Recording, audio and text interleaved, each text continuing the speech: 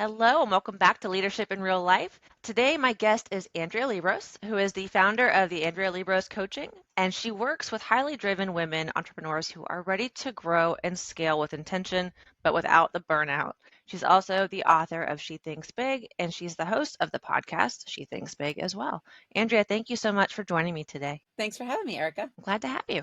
So, what got you into coaching? How did you get here? How did I get here? So the story goes that for about 10 years, I worked for a company where I was recruiting, hiring, and training new business owners. So it was kind of as if these people were going to be franchise owners under a corporate umbrella.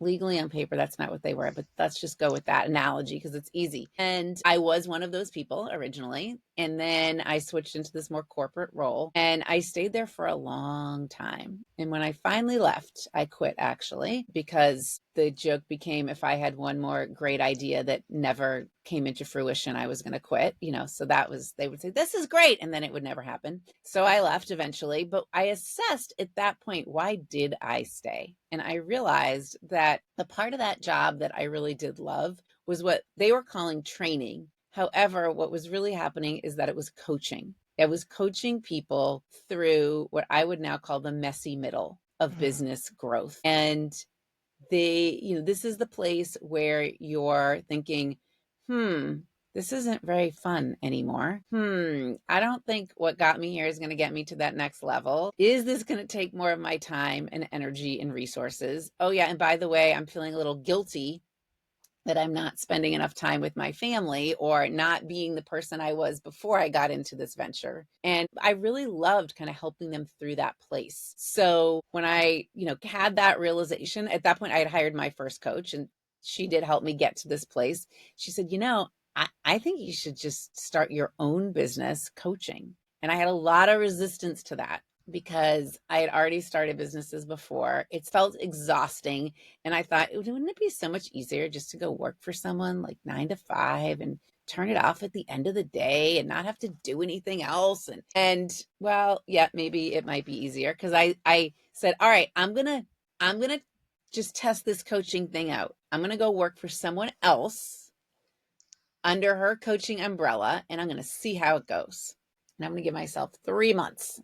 I put a time limit to it. And actually, that's one really piece of advice that I give a lot of people is give yourself time limits for assessing things. Like after 12 weeks, I'm going to assess this. Not we'll see how it goes forever, but after 12 weeks, we'll see how it goes. Well, after 12 weeks, actually probably about 8 weeks, I decided I loved the coaching. I didn't like working for her. And I decided that's it. I'm starting my own thing. So that was way back in the day, 2018. And I am still here doing my own thing. I do have now coaches that work with me or under me. I coach people across the world, really. I coach all female entrepreneurs, helping them get their business from 6 figures to 7 figures. And the rest is history. So that's really a long answer.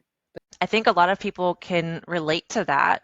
Starting your own business or working for somebody else. And working for somebody else is a lot easier. You have the benefits, you have the steady paycheck, there's that consistency. Yep. But there's so much more flexibility and freedom and happiness, I feel, doing your own thing, but it's riskier for sure. And I love what you're focusing on is that messy middle because a lot of people struggle to make that shift from working for somebody else to now I do everything.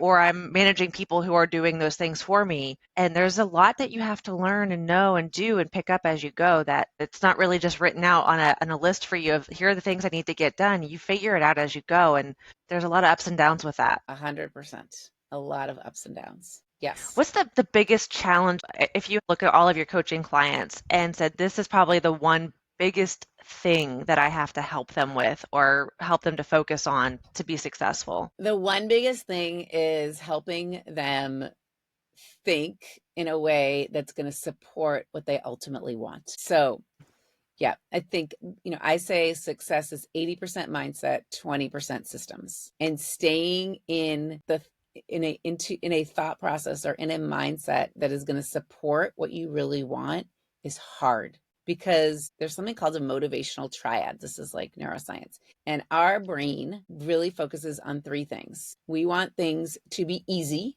We want things to be comfortable. and we want things to be efficient. That is what we want. That's like caveman, right? So it's safe. We could say safe, easy, and efficient. Anyway, but go think of the caveman. They wanted to stay in the cave. It was safe in there. They weren't going to get eaten by the bears. They only wanted to go out once every year and gather whatever they needed. So that was efficient, right? And comfortable. It was warm in there. They had a fire. So our brain still goes back to that. And now we, in the 21st century here, we do not need to act like a caveman. We're going to be okay if we leave the cave for the most part. And we can go to the grocery store every day. We don't need to just go once, although I love going once a week and not every day.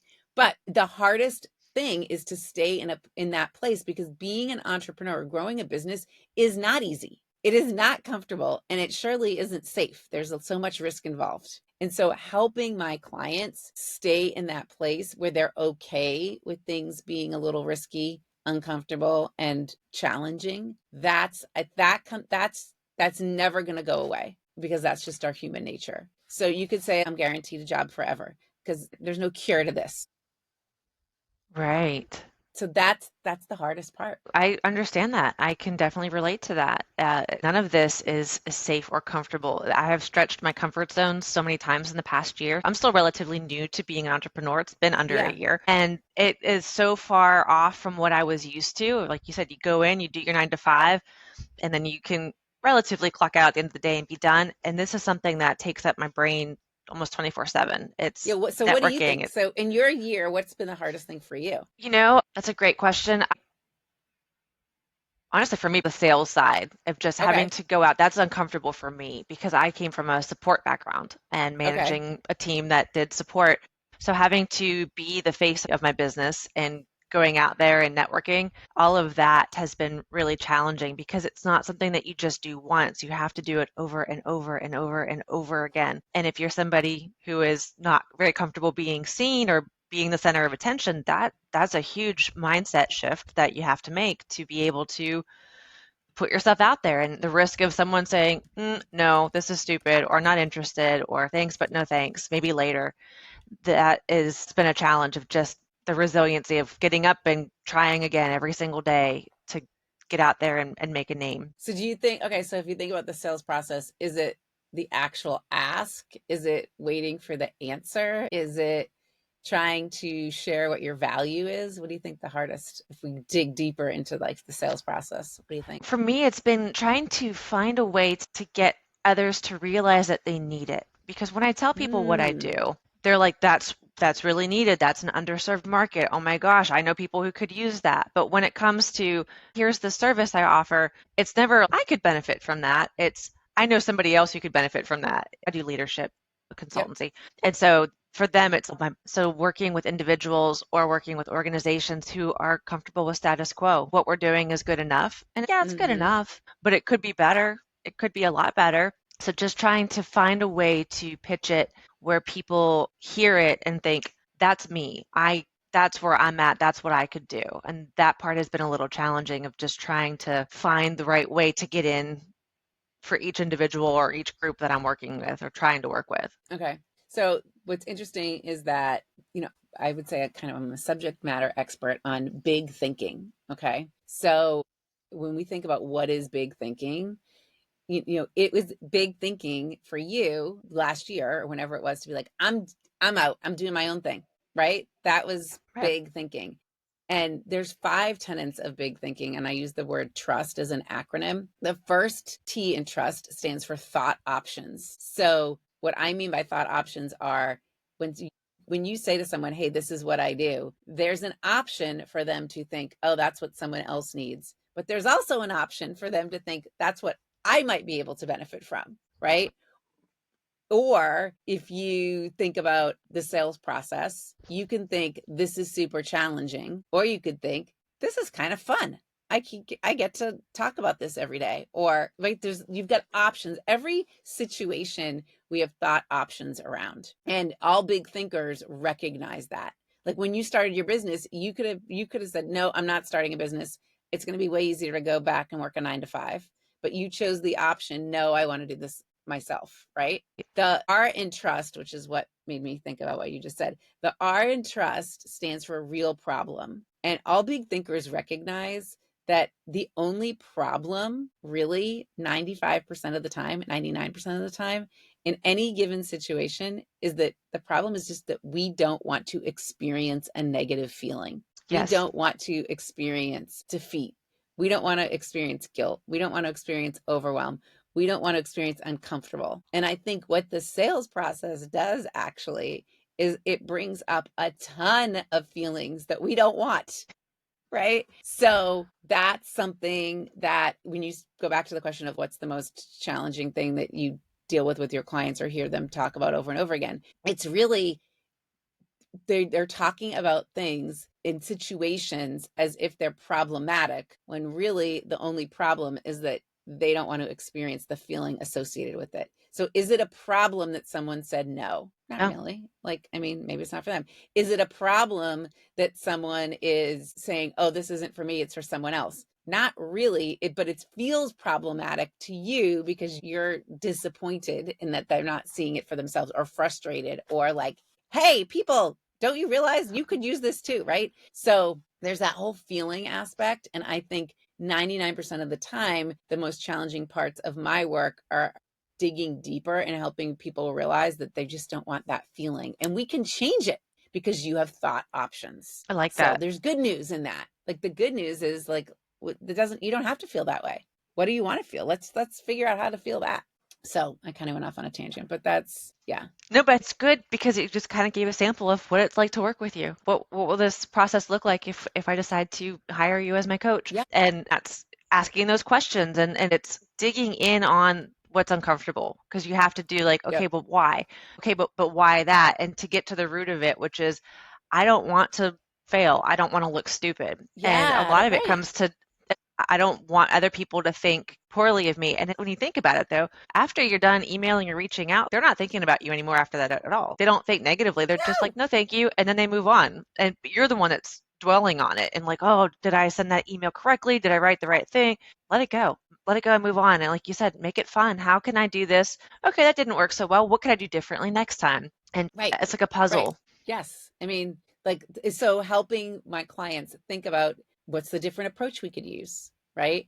What's something that's going to get you the result you're looking for? What is your strategic objective in having all of these calls with prospective clients? Like, I know ultimately it's to generate more business, but, is it also to figure out who is the ideal client? Is to refine your own process in doing it? Is it figuring out what people really need out there? Maybe you're going to tweak your offer. Like, there's lots of different ways to think about this. Yeah, you're right. And what we had agreed to talk about today is the mindset of all of this. Because, yes, you need to have some things in place to help things move along.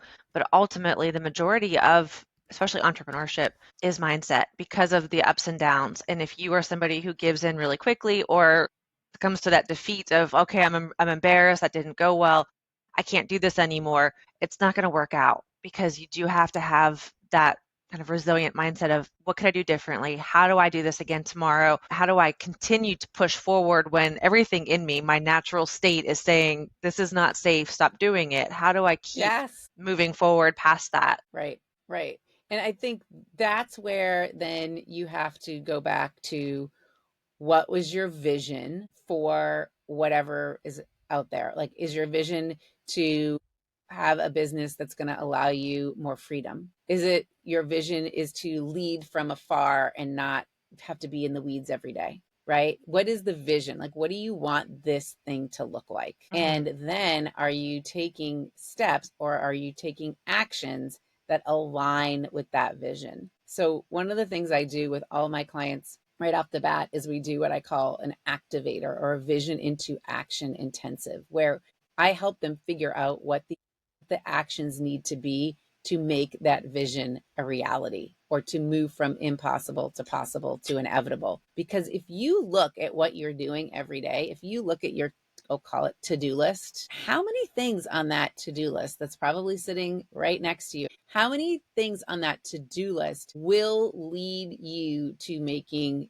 whatever you want, like whatever your vision is, a reality? If I'm doing like a speaking engagement and I do raise of hands in the audience, I mean, how many people have 20 things on their list? Okay, so let's say I've got half the audience get 20 things.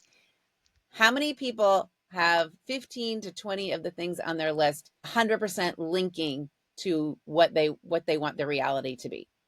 No one raises their hand. How many people have 10 things on their list that are aligned with what they want the reality to be? No one raises their hand. 5.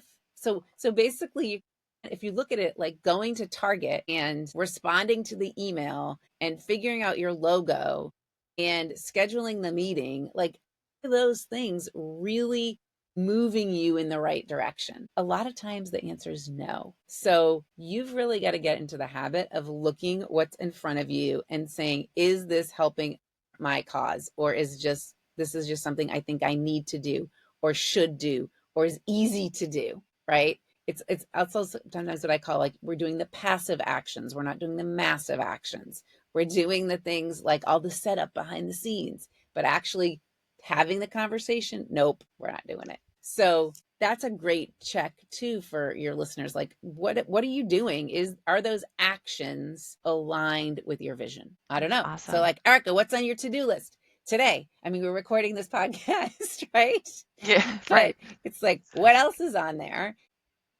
I mean, sometimes you'll make the argument, well, ultimately, like, this is going to get me where I want to go. So this is just a baby step. And I always challenge you and say, well, what if it wasn't a baby step? What if it was a leap? What would get you there faster? What if you didn't take like these 20 little steps? What if you took 2 big leaps? What would the leap look like? I don't know. Just things to think about. Yeah, I'm thinking about stuff right now. That makes a lot of sense because a lot of folks get busy and productive confused. I'm busy Yeah. all day, but is it actually productive? Is it moving you where you need to go? Or is it just, I did things today? That's great. And like you said, if you're scheduling a meeting and doing 5 steps to whatever you're trying to accomplish versus I made a phone call instead of sending an email and then I just called. I picked up the phone and I called Andrea to say, are you Yep. interested in what I'm offering? That's a leap. And that's something That's a that I leap. think it's a risk though. Those leaps are scary because okay, now I've got to put myself out there versus Yeah. like sending an email, which is so passive. Like passive and massive. I thought that was awesome. But it is. I send an email and then I hope you get it. And maybe you do, Yep. maybe you don't, and I send a follow-up. But if I call you, I know if I made contact with you. And that risk of you saying no is more palpable through that. It makes a lot of sense. So it kind of goes like that risk thing goes back to that feeling you don't want to have, right? And Yeah. the the picking up the phone, you don't know what's really going to happen on the other end, right? You don't know exactly what they're going to say. So this kind of goes to that third tenant or key principle of big thinking in that trust acronym. So T was thought options, R was real problem, U stands for unknown or uncertainty. So all big thinkers start to embrace the unknown or uncertainty, meaning that, our brain wants to justify and find security in all of our actions. So if you've ever been on a call with someone and they're like, you know what, Erika, what you're talking about, you're right on, you're spot on, man. I totally need that. But I'm going to think about it. Okay. They're like, I'm going to think about it. I'm going to get back to you. I never make quick decisions. I'm going to think about it. Okay. So I like thinking. I can be supportive of thinking. The name of my book and my podcast is She Thinks Big. However, what's happening in that situation is that their brain is kind of like running through its mental Rolodex and thinking, do I really need this? Is it going to be worth it? Am I going to get everything I need out of it? Does she really know what she's talking about? It's trying to justify that decision. And we don't really know what the outcome is going to be if they say yes to you. Like, we don't know. So we're trying to get comfortable with that uncertainty or that unknown. And ultimately, like, no matter how hard we think, we're still not going to have an exact answer, right? We're not going to have the security Right. in knowing. So big thinkers, they start to recognize this pattern in themselves and they start to get a lot more okay. They just embrace that everything's an unknown, everything's uncertain. Like, we don't know. So that's another thing where like you need support. You need someone helping you see that this is a reality that you're not going to know. So that's another thing Right. that I feel like I play that role a lot. Or I say, like, I don't jump in the pool with you. And jumping in the pool with you means like I'm commiserating. Yeah, I don't know. This could be hard. I'm just like, hey, Erika, what's your gut tell you? Do you think this would be helpful? Yeah. Okay, let's go for it. Or sometimes I Yeah. say, I don't get stuck in the peanut butter jar with you. So when you're in the peanut butter jar, it's super sticky in there and you cannot read the label on the outside from inside the jar. So I help you read the label, like what's really going on or what do you really need? And this role that I'm playing is the next tenet in big thinking. The S stands for secure support. So I don't know anyone out there, whether they own their own business or they're working for someone, it doesn't matter. I don't know anyone out there who doesn't have some sort of support going on. If they're successful, it doesn't have some support. Where meaning support, I mean someone helping you read the label, someone not jumping in the pool with you. This is not your spouse or your friend or your mom or your kid or your best friend. They're going to commiserate and they're going to go in the pool with you. That's what their job is. This is securing support of some sort of outside view. So I don't know what you think about that, but that's how I see things. I agree. One thing you and I talked about before was coaches need coaches too. Yeah. And because as an individual doing anything, you can only see it from your perspective. And when Yep. you're in it, it's hard to take a step back and look at it from a bigger picture, more objective view because you're just in it, feeling the feelings. And you need somebody Yes. who can look at it objectively and tell you this is normal. Because if you're also, this is your first business, you don't know what you're doing, and you're like, oh my gosh, I'm failing, this is terrible, I'm not cut out for it. But if you Yep. talk to other people, they've all gone through that. This is very Right. normal. This is how you can get around it and work past it. And folks need that support to guide them and say, it's okay. You're allowed to feel some days you may not like your business. That's okay too, but don't give up on it. You can have a day where, you know what, I need to take hands off today. Just need to take a break. Yeah. That's Yeah. okay. But That, come back tomorrow and here's how we can keep pushing forward. And that support is helpful to be objective because when you're in it, you're too subjective and too wrapped up in the emotions of it to be able to see it clearly. yep. And so Yep. that support is invaluable. It is.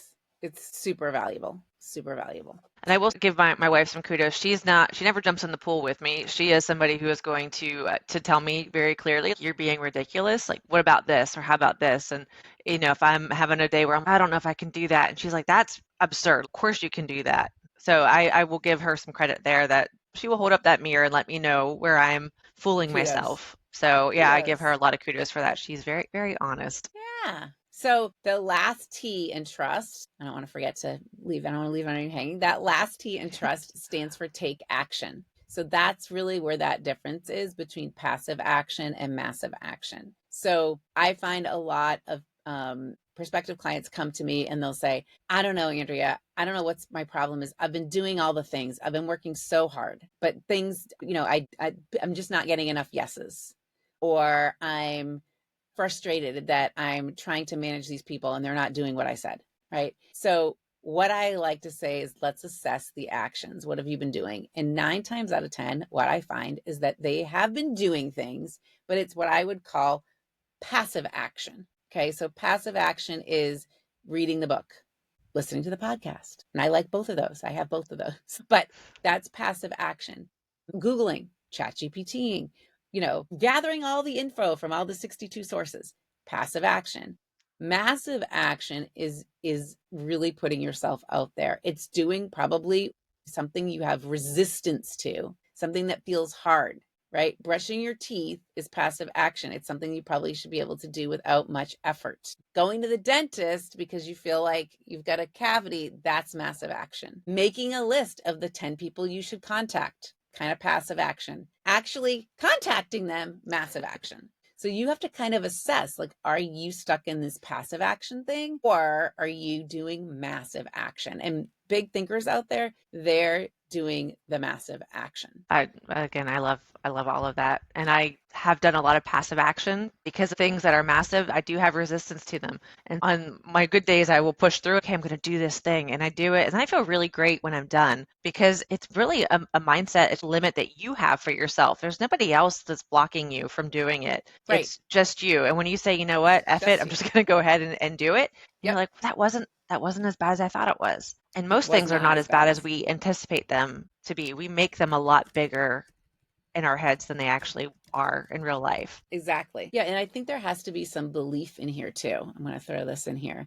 I talk about something like throw away your to-do list and create a to-believe list. So that to-believe list is really aligned with the vision. But when you talk about starting a business, there is an upfront investment, right? And so way back in the day, took I got a 0 interest credit card. This is a pretty risky thing for me. I had never done this before. One of those 0 interest credit cards where you had 12 months to pay it off. And I put all of my initial business expenses on this thing. And I was determined that I would not have to pay any interest, that I would pay it off before the time the interest started to kick in. And that was very motivating to have that happen. There'd be deadlines and like a monetary penalty in a sense. So I really had to stay in the place of believing that this was possible. And holding that belief on your own is challenging. So sometimes I like to say, I believe in my clients more than they believe in themselves at any given time. Like, I am going to hold the belief that you are going to be successful. You can achieve whatever goal you've set out to achieve. I'm going to hold that belief for you because you're going to have doubts, right? But I'm there with like holding the bag for you. And so you have to have some sort of belief behind it, not just like hope this thing works out, but it is going to work out. Yes. So it has to be a mix of like reality and a mix of belief. If we just stick with the reality piece, you're going to get sucked down into this deep, dark place when things aren't actually happening. So that's what I would say. It's like a mix of belief, a mix of visions, and a mix of action. Yes. No, again, I keep saying I love it, but I really do, because it's true. You do have to have your to-do list, but your belief list. And it's, I want to say delusion, but almost be a little bit delusional about what you can accomplish. Because like you said, there's going to be some peaks and valleys. And when you're in those valleys and you're thinking, okay, you know what? It's going to work out. I know that these next few steps I'll take, it's going to get better next month, or I know that I will achieve this goal. That also, if you believe in like the law of attraction and all of that, but having that, like, this is already happening. It's going to work out. Already makes it work out. Yeah. 100%. I love that. So any other tips or tricks for folks that you would recommend who might be starting, maybe you aren't even at the 6-figure mark yet, but just kind of working their way up there, that you would recommend for them? I would say you need to start investing in things before you think you're ready. So waiting around, and when this happens, then I'll do that. That's not nearly as impactful as saying, I know I'm going to need this. I'm doing it now, whether regardless of the new client, or, sometimes they'll say, I can't spend money until I make money. I'm here to tell you, it sounds very noble, but not going to get you where you need to go. So you need to invest in whatever it is, support, and that can be software, that can be people, that can be whatever it might be. You need to invest before you think you're ready, because being an entrepreneur is really a journey in personal development disguised as an entrepreneurial adventure. Like it's secret. It's like I have a and I call it a 2-minute audit. So if you go to Andrea's with an S, links with an S, andreaslinks.com, it's going to say, take the quiz or do the 2-minute audit. And that, I call that thing the silent saboteur, because there's something is silently sabotaging you in the background, and figuring out what that is most of the time is pretty hard. So this audit helps you kind of go through what is happening in your business right now and diagnose what is sabotaging. And a lot of times what it is your mindset. This, like, I'm going to wait and see, or I can't do that yet kind of thing. And again, going back to big thinkers, I don't know any big thinker that had the wait and see kind of mindset, right? They just go for it. And so I would say my advice to you is go for it. Go for whatever you're thinking about, but get support to help you achieve what you want to achieve. Because I like to say, you can either pay now or you can pay later, right? You're going to pay somehow for the support you need in order to make something happen. And you can either pay for that now, you can pay now, or you can pay later. And later it's going to be more time and money. So anything that you can do to help yourself get there, invest in it. Great advice. And I love that quiz that you have. So you mentioned kind of the 2-minute audit. I think that's a really great resource for folks, because typically you're not going to know what your blocks are. So that's wonderful that you have something like that. Yes. I'm actually going to take that too. Go later take the today. I will silent go. saboteur quiz. Yes, go for it. Yes, I'm going to go find out. Excellent. Well, if anybody is interested in working with you after listening to just even the advice and guidance that you've shared on this podcast, so thank you for that. But if anyone's interested in learning more, where can they go find you so I can add all of that to the notes? The easiest one-stop shop is Andrea's with an S, links with an S.com. And that is going to link you to this 2-minute audit quiz, the silent saboteur. They're going to find a link to my podcast, which is called She Thinks Big. And you can find about 250 episodes of that anywhere you listen Yes. to podcasts. I've got a book too called She Thinks Big, which is a pretty easy read and helps you move through these stages of business growth. I hang out a lot on LinkedIn and Instagram, so you can find me there. Happy to chat with you. And I am always open for an actual face-to-face, we'll call it like, through the universe Zoom call to help you kind of think through some of these things. And, if we end up working together, great. If we don't, that's okay too. But I feel like having those conversations is 100% worth it. And there's no cost. It's just time. So put that time in. Thank you very much. No, this has been great. I appreciate your time today, just your insight, your experience as somebody again who's relatively new to being an entrepreneur. I thought this was extremely helpful, and so I can only imagine how many other folks will find benefit from that. And I will be sure to put Andrea's links in my show notes so that people can find you. But any final words, any last thoughts before we wrap? If you're not having fun, then you're doing it wrong. So That's make good. sure you are having fun. Yes, that is very valid. Not every day is going to be fun, but overall it should be excellent. Andrea, thank you so much. I appreciate you and your time today. And folks, I'll catch you next time on Leadership in Real Life. Thanks, Erica.